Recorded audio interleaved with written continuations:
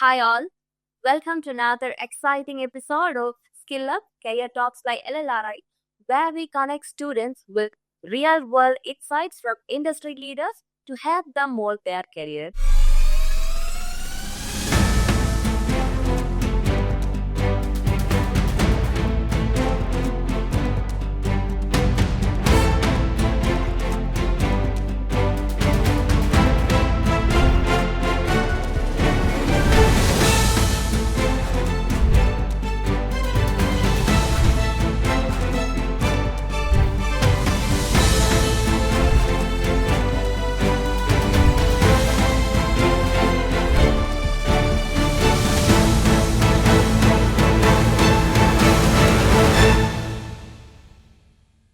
Today, we are truly honored to welcome Mr. Amitesh Pandey, the Director of Talent Acquisition at Clarivate, a global leader in providing transformative intelligence across multiple fields, including academia, life sciences, healthcare, and intellectual property. So, Mr. Pandey is a respectful HR leader known for bridging gap between talent and opportunity. At Clarivate, his work directly supports innovation by helping right talent meet right opportunity. As LLRI continues to train and mentor students in job-ready skills like clinical research, medical coding, and more, today's conversation promises to give you an insider's view in hiring trends, must-have skills, and how to stand out in today's competitive world. And hello, Mr. Ambesh. Hi. Glad to have you here with us. Same, nice to. Can you tell us about your career journey so far and what inspired you to take talent acquisition as your domain? So I'm engineer by education, and I did my engineering from UPC Bangalore. And I, in fact, beginning of my career as a software developer, right? I did that software development for 2 years, and realized that that's not where my real skill lies or my natural talent lies. So I obviously self introspected. What should I do? What is it that it comes naturally? I decided to my MBA HR. So I did that. Post my MBA, I got campus placed by Infosys, the BPO division. That's where recruitment happened. It was not a planned career choice, but it's like part of HR. Infosys is a global company, so I got an opportunity to be part of their talent acquisition function. And I said, okay, let's try this. It's a good start. And that's where my journey in talent acquisition began.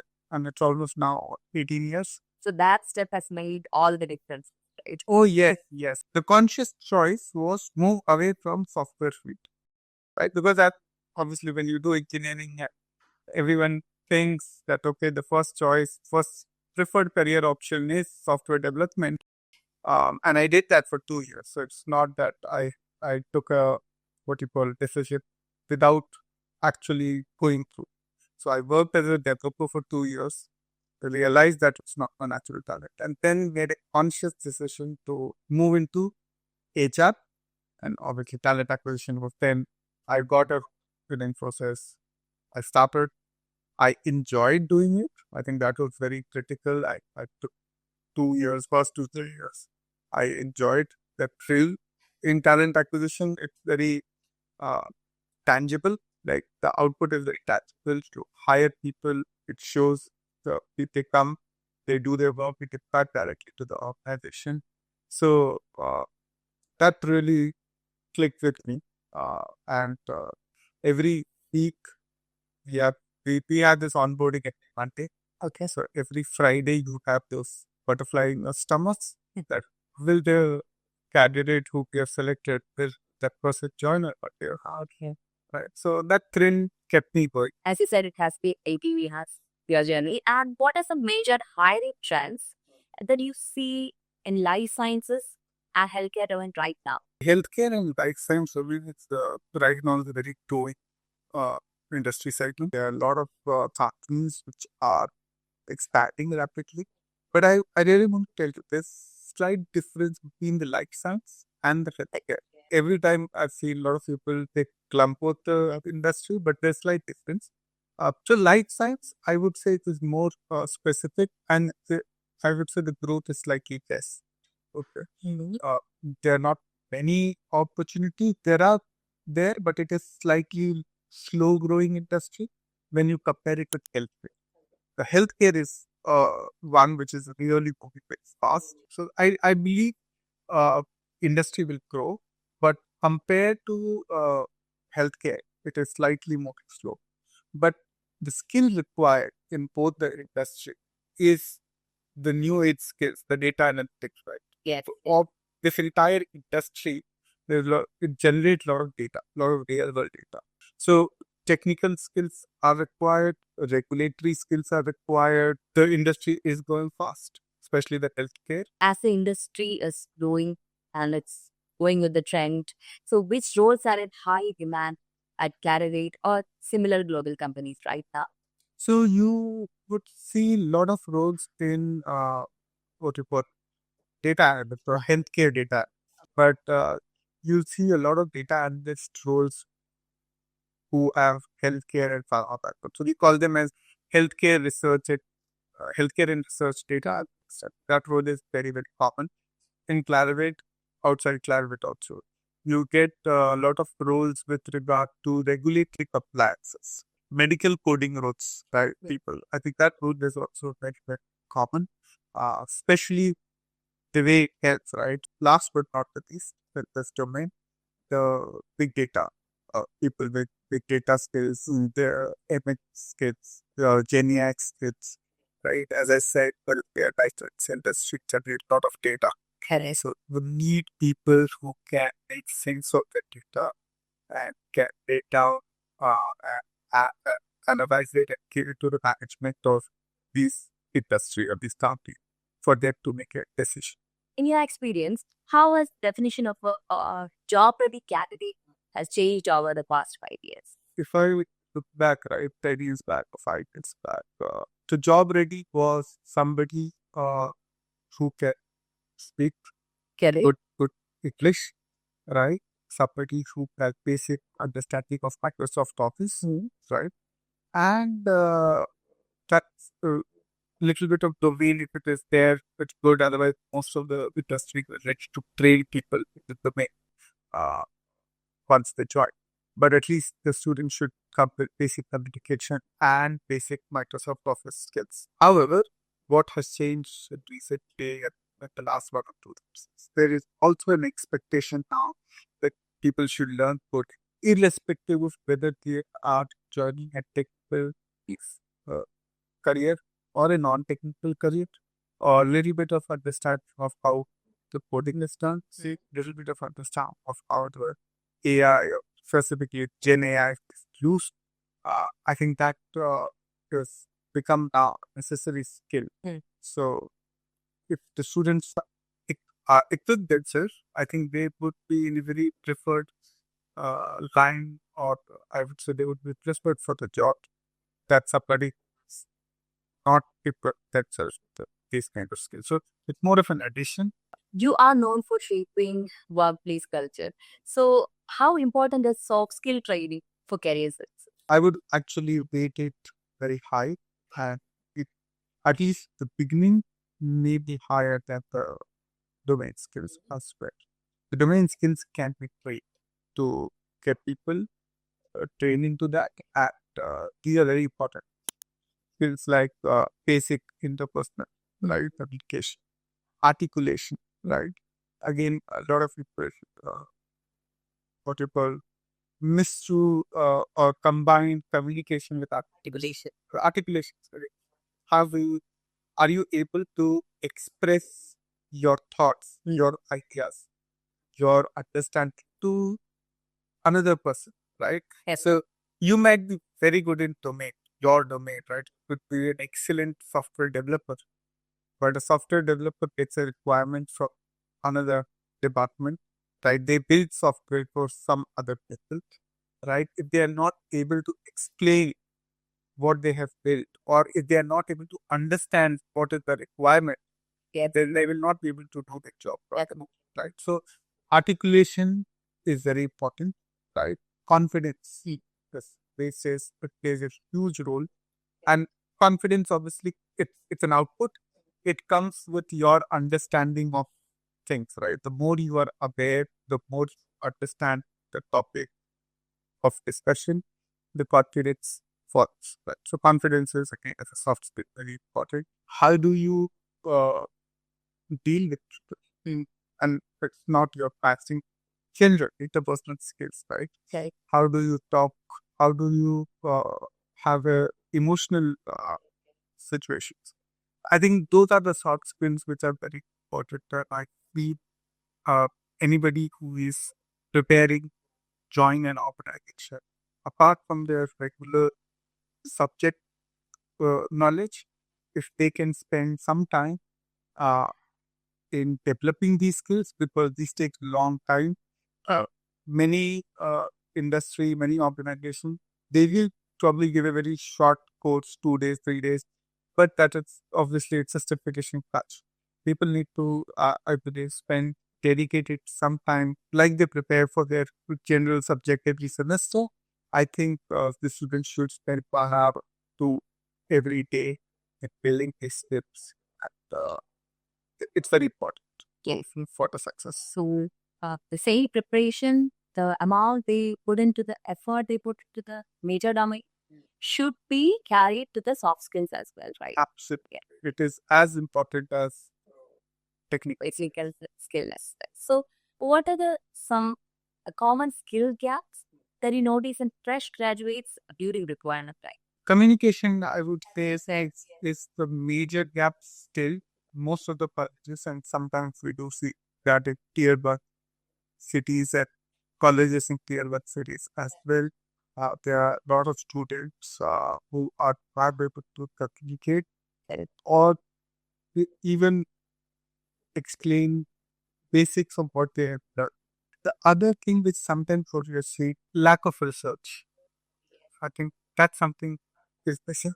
The basic expectation of the person should briefly know what clarity does, right? And what we see that students do not sometimes search on the organization they are going for an interview, and that gives a perception that they are taking it too casual, they are not interested in where they are going to work and what they're going to do. So it sends a very wrong signal. So I would definitely like to know students that they should research about the organization if they're going for an interview. So that makes a lot of difference. Okay. Yes. So, one piece of advice you wish someone gave you at the start of your career. Building networks and building relationships Correct. uh, is as critical as sometimes doing a work and spending regular 9 hours in terms of what you call knowing your immediate team. Uh, I think it is important that people should, the new students who are joining, they should uh, actively look at building relationship and network with colleagues or people who are working outside their site, right? So that's something which I really feel uh, or I understood it very late in my career, that it is important to uh, build, because what happens is sometimes when you work in an organization and you're too focused with your team and what you're doing, you miss a lot of opportunities which an organization generates to throw your packet. You don't need to look outside. In most cases, there are. If you join a big organization or a multinational company, uh, the organization itself has biggest career options. Yeah. Right? And unless you don't talk to different people, you as an individual will not know. Fine, there is nothing wrong in looking outside for an opportunity, but it is much easier to get an opportunity inside an organization where you've worked for 3, 4 years. Right? People know that you've already shown your performance, built your credibility, so it's much easier to direct your career within an organization. So, and that you will only know what you talk to. You don't need to be every conversation look for a job. Yes. But at least if you have an understanding what are the other roles and skills and other projects that are happening in the organization, Can the company. maybe someday say, okay, I think that's an interesting career. Let me talk to the person who has spoken here, see if I'm a good fit for that. So I think building relationship and developing your network. So here at LLRI, we basically focus on clinical research, medical coding, and similar fields. Yeah. So from your perspective, how valuable are these skills in the international market? As I mentioned earlier, these are some of the skills, at least in the career question, which are required. Right. So if you are looking at clinical research, right? So clinical research obviously is very important in medical innovation. All these skills are very what you call the US, UK, the developing or the developed countries. The other one which you said, the medical code, Correct. and the importance of medical coding is it translates your medical instructions into a standard code, right, which can be Correct. put in a particular format. The medical coding as a profession is very important. To pick up needs to have all the data, collect the real world data from everywhere, and then analyze it and then take a decision. So again, it is also important that your data is in a particular format for legal issues, right? Becomes very important that the whatever medical information is there in a particular standard format, which is common across the board. So this again, from all these points of view, whether it worship, whether the legal liability issues, or whether doing an analysis of the data which is generated, right? Uh, these this make it more important. And again, whether it is Middle East, whether it is the US, whether it is Europe, whether it is India, China, in demand everywhere, and it will, I would say, for the next few years for sure. What advice would you give to a student from a non-premier college who wants to land a job in a top company, a global company like that? So again, the basic difference between someone coming out of a premier college and a non-premier college, I would say, is to brag, right? Somebody who, let's say, studying in what about NIT, so even the city best college, they get a platform higher. Most companies visit those colleges, so they have a greater opportunity to get placed in camps. Obvious, yeah. Where do the disadvantage for a student who is in non-premier colleges, sometimes they don't get that opportunity where companies come to their institute of college and get placed with, They miss it. and they miss it. So what they need to do obviously is one step extra, which is they need to research in what's happening in the market, right? Which companies are right now growing, which companies are setting up new development centers in their city or in within India who are working.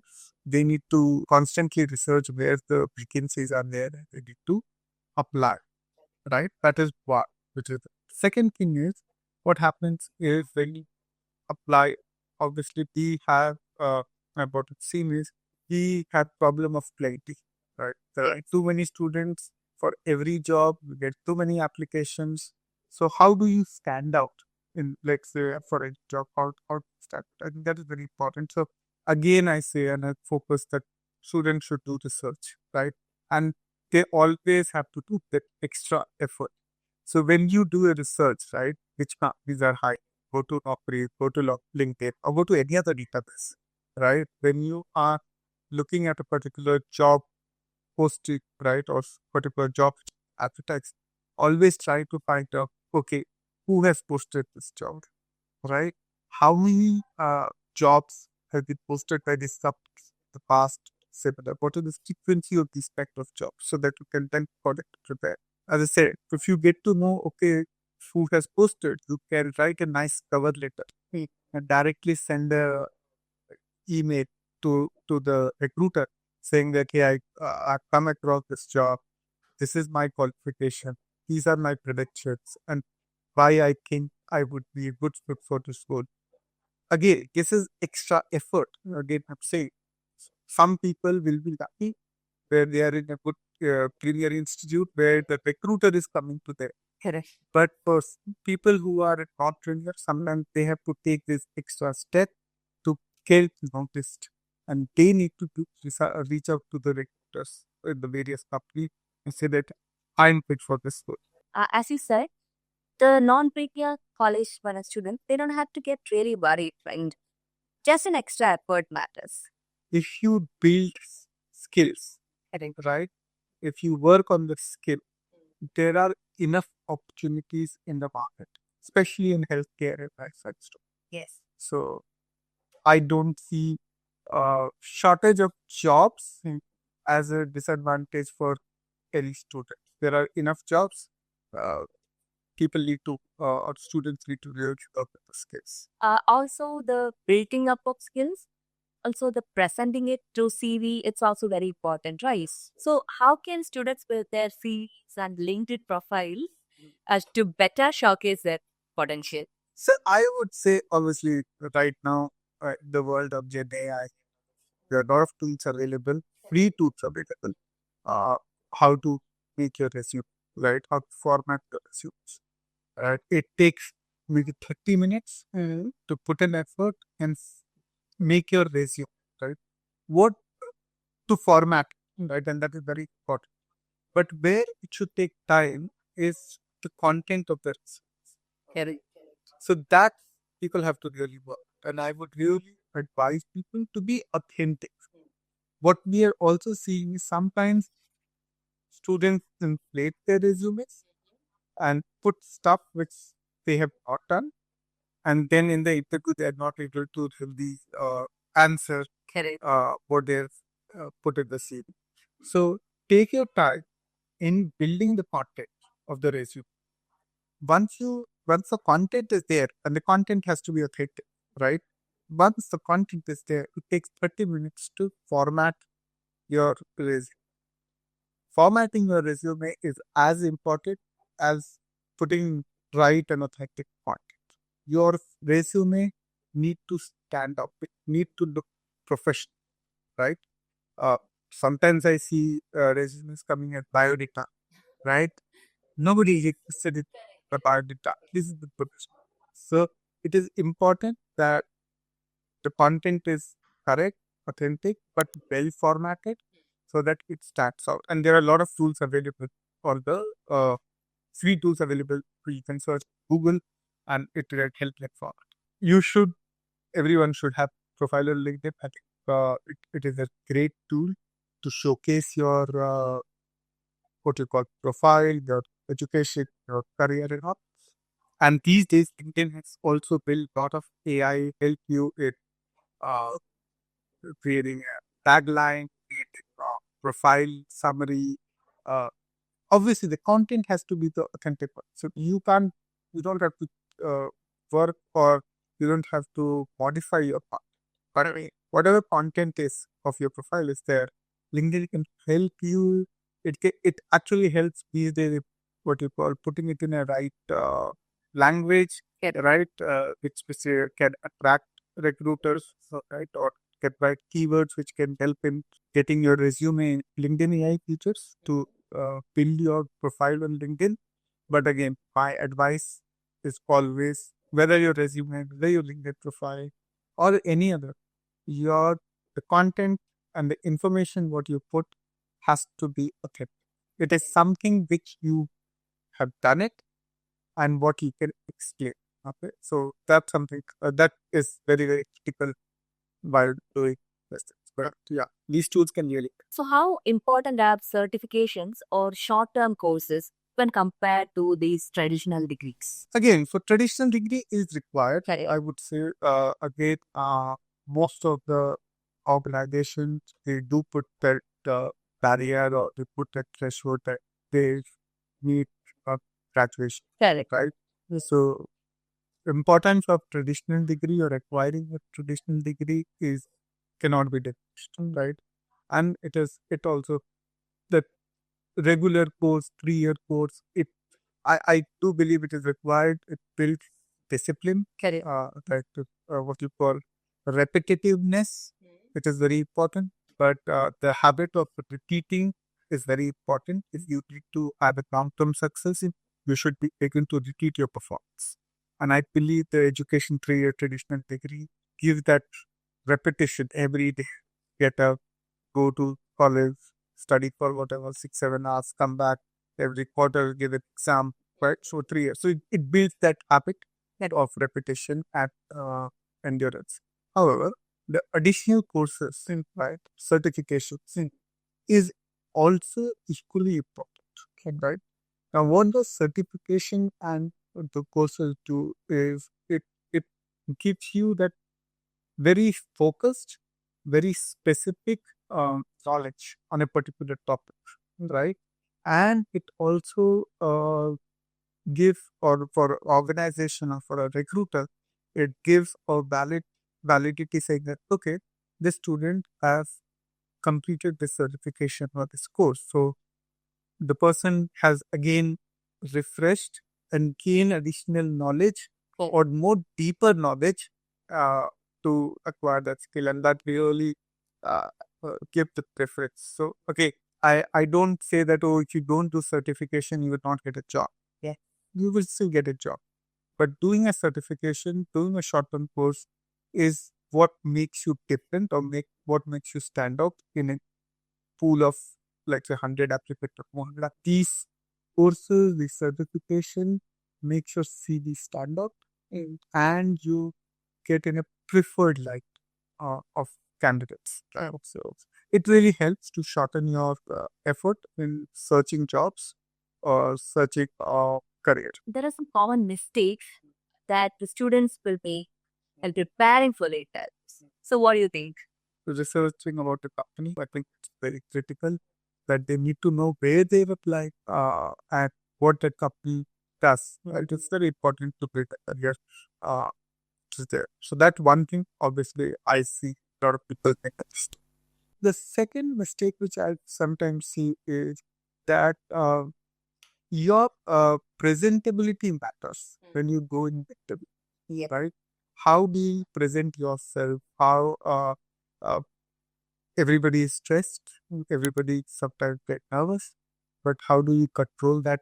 Right, that plays a big role. So, what I see sometimes, a lot of people miss out, a lot of students miss out because either they are not presentable, right, or they are too nervous, and in that nervousness, then they fumble. They make mistakes. So, I would say students should go. They may be knowledgeable, but the presentation, the way we present, yes, That makes a lot of sense. the communication skill really matters. How we present it really matters. So, other than this, what are the top three non-technical qualities you personally look for while hiring? The first thing which I look at is the confidence, Okay. right? Yes. Again, the person, how student, how it's coming, is there a smile on the face? That's first indication that, okay, the person has confidence, Yes. right? Right. Confidence. Yeah, Yes. very important.